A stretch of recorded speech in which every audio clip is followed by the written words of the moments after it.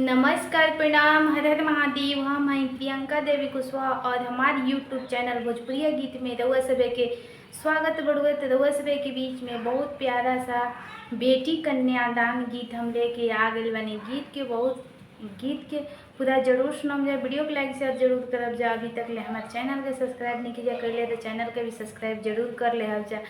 गीत बहुत भावुक बड़ुए। गीत के पूरा बहुत प्यार से सुनब जा और सुन के बताएम जा कि कमेंट बॉक्स में हमारे गीत कैसन लागल ह। बहुत भावुक गीत बड़ुए, कन्यादान बेटी विवाह गीत है। तो चले जा रउआ सभे के हम गीत सुनावतनी। आंगना के तुलसी बेटी हो तू ही रहू, घरवा के लक्ष्मी रहू हो। आंगना के तुलसी बेटी हो तू ही रहू, दिया मोरे दुलारी रहू हो। पड़ते सिंदूरवा बेटी हो पराया भैलू, घर के पहुना भैलू हो। पड़ते सिंदूरवा बेटी हो पराया भैलू, घर के पहुनवा भैलू हो। आंगना के तुलसी बेटी हो तू ही रहू, दिया मोरे दुलारी रहू हो। आंगना के तुलसी बेटी हो तू ही रहू, दिया मोरे दुलारी रहू हो।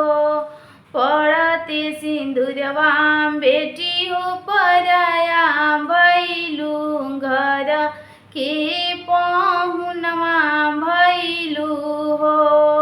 पड़ते सिंदूरवा बेटी हो पराया भैलू, घर के पहुनवा भैलू हो। रोवेली दुलारी धिया चौका बैठी, ढूकी ढूकी रोवे हो। रोवेली दुलारी बेटी चौका बैठी, सुसु की रोवे हो। काट के करेजवा पापा हो बनाई लिहल, हमें बिसराई दिहल हो। काट के करेजवा पापा हो बनाई लिहल, हमें बिसराई दिहल हो। आंगना के तुलसी बेटी हो तू ही रहू, घरवा के लक्ष्मी रहू हो। आंगना के तुलसी बेटी हो तू ही रहू, धिया मोरे दुलारी रहू हो।